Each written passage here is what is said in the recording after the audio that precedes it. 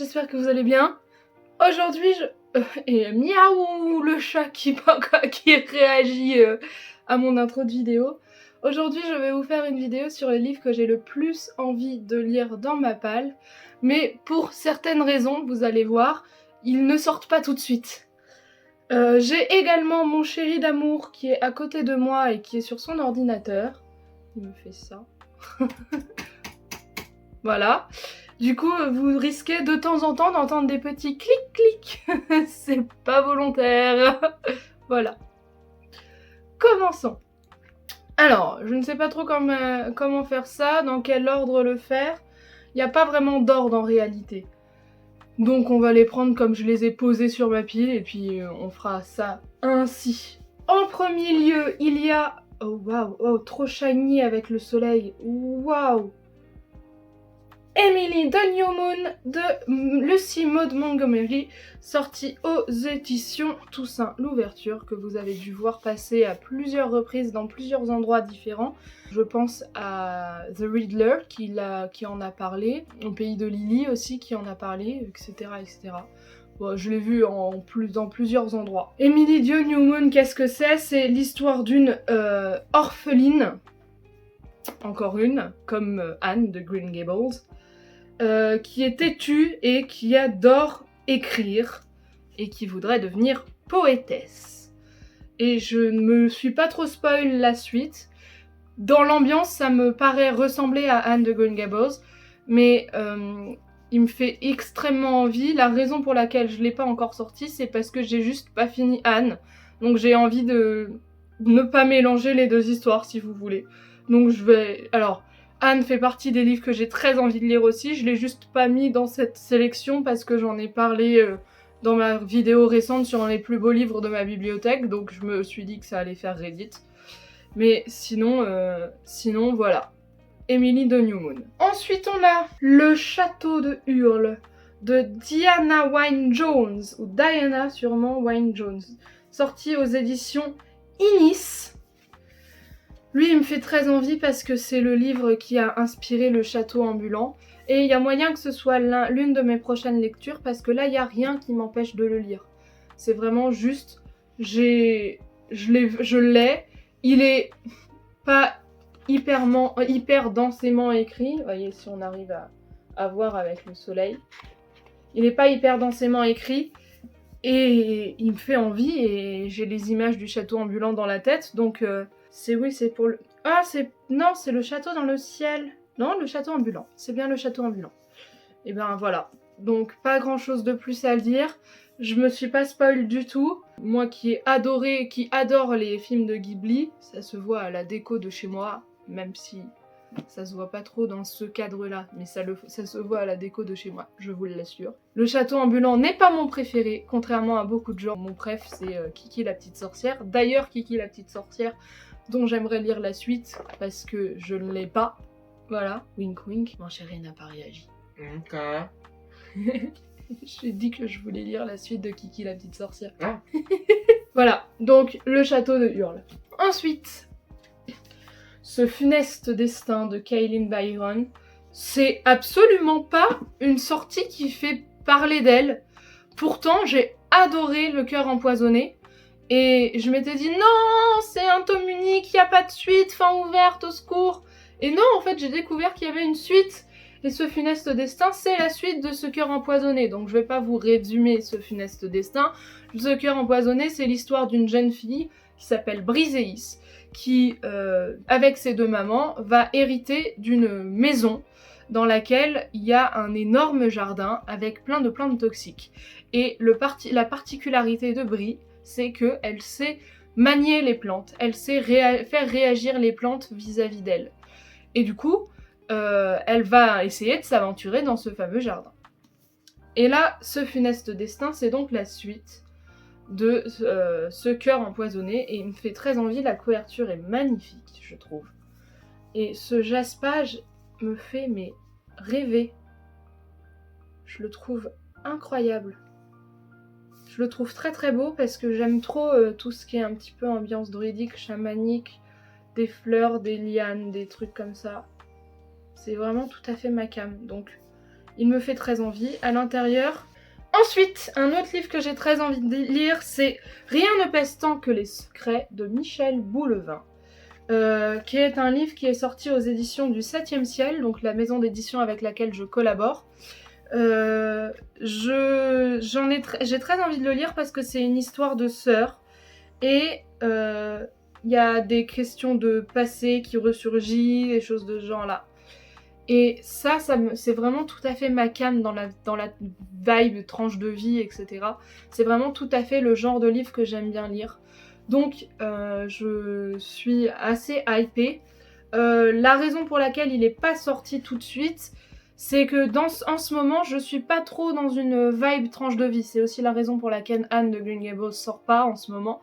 J'essaye de me refamiliariser avec la fantasy.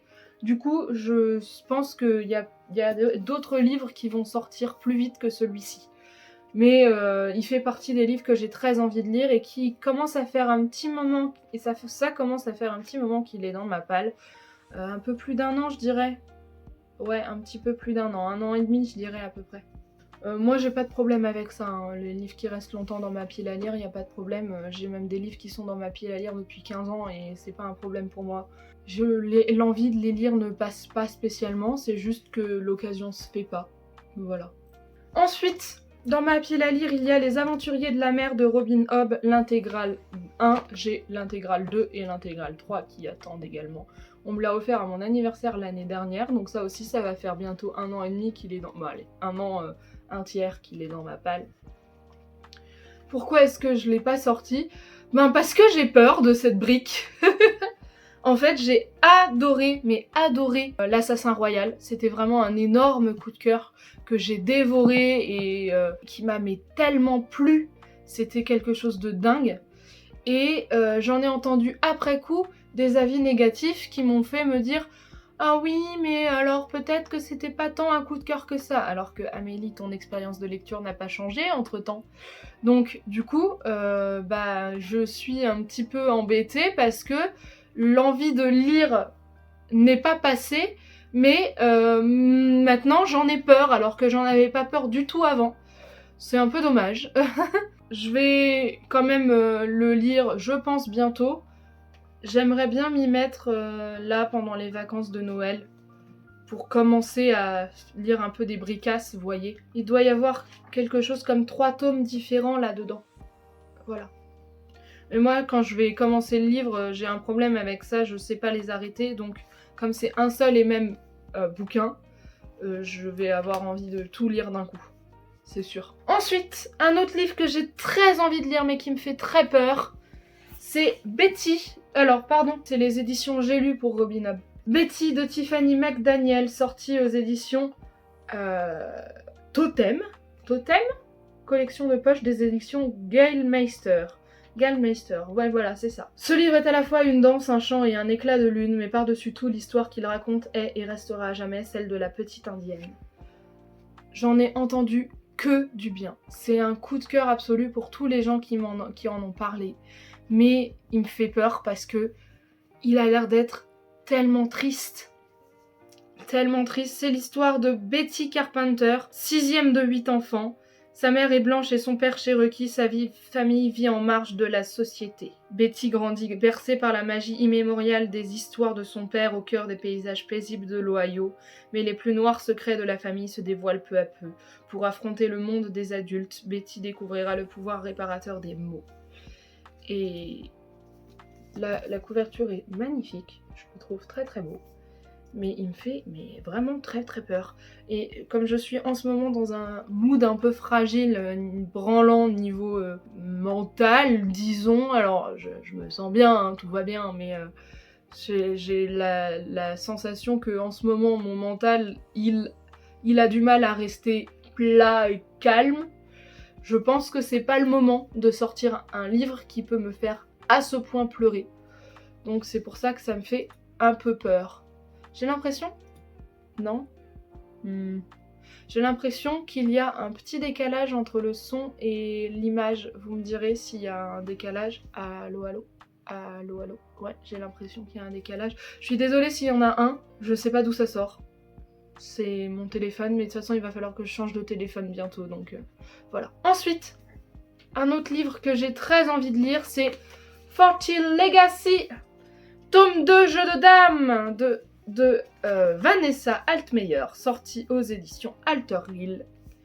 Et là j'ai plein de trucs dedans, c'est trop bien, il y a un truc écossais, c'est écossais ou gallois? Non, ça doit être écossais puisque ça se passe en Écosse.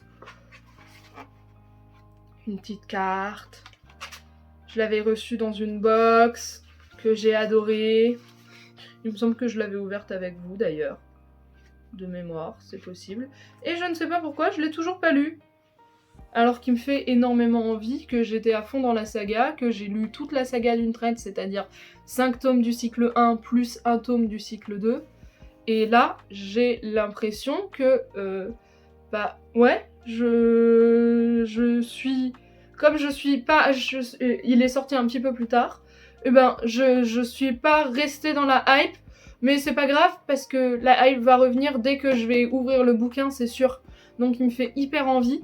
Et c'est pareil, celui-là, il y a moyen que je le sorte bientôt. Alors, c'est l'histoire de quoi? C'est de la bitlite avec des créatures surnaturelles. J'allais dire lesquelles, mais c'est un petit peu le sujet du tome 1. Des histoires d'amour, des histoires de haine, des histoires d'une sorcière qui rentre dans le monde des créatures surnaturelles et qui doit survivre à ce qu'elle pensait... ne jamais exister, ce genre de choses. Voilà. Ensuite, un autre livre qui me fait énormément envie, mais aussi hyper peur, c'est Énigme Marcheur de Russell Hoban, sorti aux éditions Toussaint L'Ouverture. Décidément, ils font que des beaux livres. Et pourquoi il me fait peur? Parce que c'est un livre qui raconte c'est une dystopie dans un futur lointain après que les feux nucléaires ont ravagé le monde. Ouais, c'est ça. Donc on a un orphelin qui va marcher, qui va découvrir le monde, et qui va découvrir le monde avec ses yeux de jeune garçon qui n'a pas tous les codes et qui n'a pas toutes les façons de parler. Et du coup, il parle de façon très littérale. Les chiens boyaient un et un vent se leva, ça s'écrit, il l'a écrit de cette manière-là. Les chiens boyaient et un vent se leva. C'est écrit très littéralement. Et du coup, ça me fait un peu peur parce que c'est une expérience de lecture apparemment géniale, mais il faut s'accrocher. Et en ce moment, j'aime bien les lectures sans prise de tête. Je pense que ça s'est vu dans mes différents avis lecture récents. J'ai envie de lectures qui ne soient pas prises de tête, donc du coup, bah... Énigme Marcheur, il va pas sortir tout de suite, mais il me fait très envie. Ensuite, j'en ai sorti 10, hein, et on a presque fini. Il y a Reine de l'Ouest, un western dont vous êtes l'héroïne, à Boston en 1892. C'est une bavasse, mais comme vous l'avez compris, c'est un livre-jeu. Et c'est de H. Lenoir, sorti aux éditions Sarbacane. Voilà. Pourquoi je l'ai pas sorti? Même parce que je vais en faire une lecture commune avec une copine, et pour l'instant cette copine est trop accaparée par son travail. Elle a beaucoup de taf, elle est correctrice en fait. Marine! Coucou! Elle est correctrice et du coup elle lit pour son travail, et du coup j'ai pas encore sorti ce livre-là, mais il me fait hyper envie. J'ai hâte de faire cette lecture commune, j'ai hâte de comparer les choix qu'on aura fait, ce genre de choses. Voilà. Je me suis pas spoil, on a juste lu la page 99 ou la page 100, je ne sais plus, pour se donner un avis qui soit plus intéressant que l'avis de la première page. D'ailleurs, au sujet de la page 99, j'ai une autre copine qui a sorti son podcast qui s'appelle Rendez-vous page 99, je vous mettrai les liens en description. C'est génial et c'est une trop bonne idée. Elle lit en fait la page 99 des livres et elle l'analyse. Bref, on n'est pas là pour parler de Charlène Lecor, même si ça reste une autrice de talent. On est là pour parler de Reine de l'Ouest, et en l'occurrence, j'ai très envie de le lire, et je vais le lire en commun avec Marine. Et enfin, la dernière pépite et je me demande si c'est pas celui que j'ai le plus envie de lire de toute ma bibliothèque. Vous avez reconnu cette couverture, vous avez reconnu ce jaspage, il s'agit de La chasseuse et l'alchimiste de Alison Saft, sorti aux éditions Big Bang. Ce jaspage est magnifique. Ce travail sur l'objet livre est incroyable. Regardez-moi ça. Et j'ai très envie de le lire depuis que j'ai entendu plein d'avis positifs dessus. J'ai plus du tout envie de lire le résumé pour pas me spoil, donc vous n'aurez ici non plus pas de quoi ça parle. Mais je pense que de toute façon vous le savez déjà parce que c'est quelque chose qui est énormément sorti sur le Booktube, le BookTok et le Booksta. Donc voilà, La chasseuse et l'alchimiste que j'ai énormément envie de lire et peut-être qu'avec le château de Hurle et Fortile Legacy, ça fait partie de ce que j'ai le plus envie de sortir de ma bibliothèque. Donc il y a moyen qu'ils sortent très incessamment sous peu. Voilà. Et bien voilà, c'est tout pour les livres que j'ai le plus envie de lire dans ma bibliothèque. Il y en a quand même un certain nombre, hein. J'en ai mis 10 sur une pile à lire qui en fait 75. Ça fait quand même un 7e, un 8e de mes lectures, donc à prévoir. Donc ça fait beaucoup. Et je lis pas très vite en ce moment, donc ils vont probablement pas être lus tout de suite. Mais bon, j'avais envie de vous sortir cette vidéo. J'ai très hésité avec un Z apostrophe bien sûr, avec le contraire, c'est-à-dire les livres qui me font le plus peur. Alors c'est pas tout à fait le contraire du coup, parce qu'il y a des livres qui me font peur mais que j'ai très envie de lire. Et finalement, je me suis dit que ça avait l'air d'être plus intéressant et j'ai demandé l'avis de mon chéri et il était d'accord avec moi. Donc voilà, toutes les planètes étaient alignées. Il se trouve que j'ai vu je ne sais plus qui faire une vidéo de ce type-là récemment.